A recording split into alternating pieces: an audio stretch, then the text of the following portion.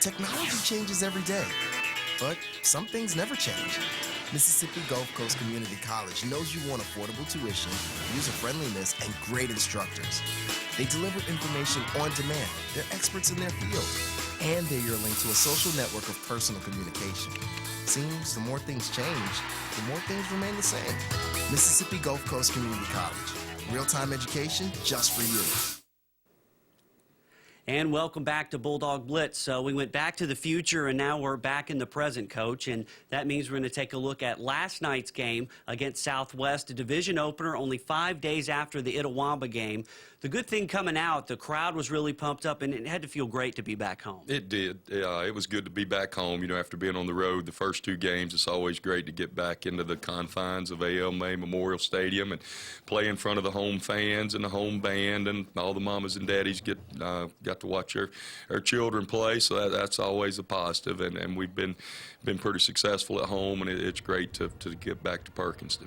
It does, and the home crowd loved the way the first play went, or second play of the game. Marcus Gibson got that 13-yard touchdown, and it was 6-0 before everyone even sat out. Yeah, you know, this is 2 weeks in a row, you know, going back to last week, Jamal on the reverse to really before everybody got sat down, it's 7-0, and then this week Marcus made a big play, and that helps loosen everybody up and gives you, you know, you're playing with a little cushion there, so that was a big play from our defense, and he set the tempo right off the bat.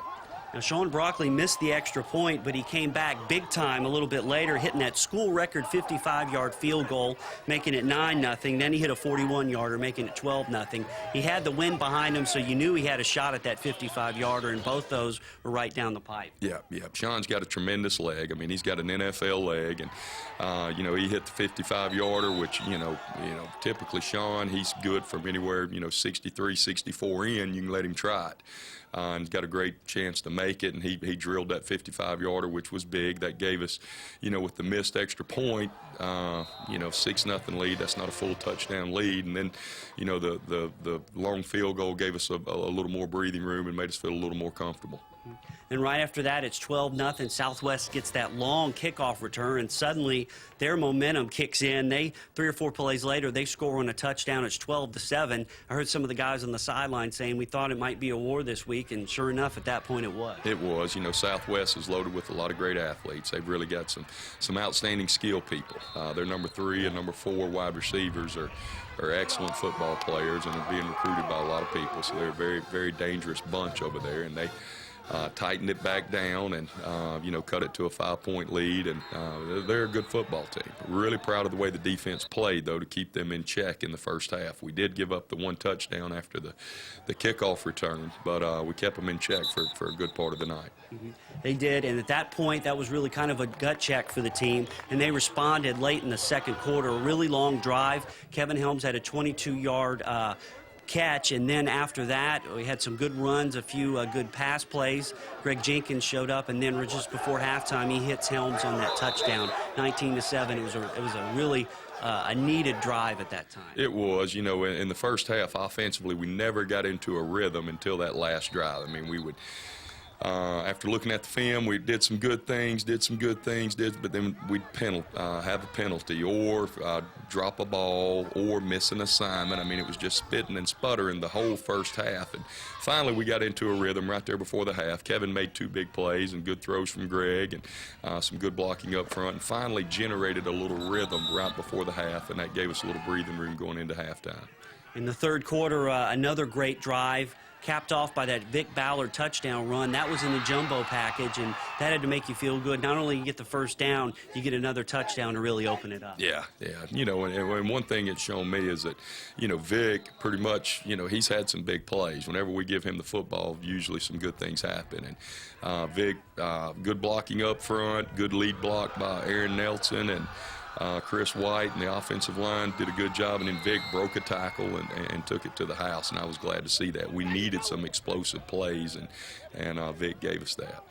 A little bit later, same quarter, Irvin Moore, it was really nice to see him score a touchdown coming back from that knee injury, making it 33-7, and that pretty much put things away. After that, they got a touchdown, then DeMond got the punt return, so the final score 40-14. We'll kind of go from there. That was really nice to see. There was a little lull there, but once we got that special team score and you know, Irvin got the touchdown. So that was nice to cap it off. It was. You know, I was glad to see Irvin. It looked like he ran a little hungrier last night and a little tougher and stronger. And, you know, he has, I was glad to see that. We need for him to keep coming on. And that was a good run. He had a couple of good runs last night. I was glad to see that. You know, Damon, this is the second week in a row that he has scored. You know, that was what we were kind of what we had figured when we moved him over to defense, is that he's gonna make his plays wherever we put him, because he's just a great football player. And you know, I was glad to see that. He's definitely a weapon returning kicks. He sure is. So Gulf Coast wins it 40-14, 3-0 on the year, 1-0 in the South Division. Doesn't get any easier. Next week, East Mississippi comes to town. They put up some big numbers on Holmes, I believe, last night. So they got to get ready right off the bat. Again, at least you got a normal week, though. Right. We'll have a full week this week after the hurricane and everything like that. Now we're back on a regular schedule, which should help some of the guys get healed up. Now we're going Thursday to Thursday, so they'll have a little weekend to get the bumps and bruises healed up, and we'll have, you know, time enough to get a game plan in and to practice it, and to be able to hopefully come out and execute well next Thursday night against a very good East Mississippi football team. That's right. Appreciate it, Coach. Thanks a lot, and congrats on the good start. And we did it without the 1.21 gigawatts of electricity needed to generate time travel. But we did it anyway. We're 3-0, things looking good. That's going to do it for this week's edition of Bulldog Blitz with Steve Campbell. I'm Bill Snyder. Join us next week when we take a look at the highlights from the East Mississippi battle with Gulf Coast. Thanks for watching Bulldog Blitz. Have a great night and a great weekend.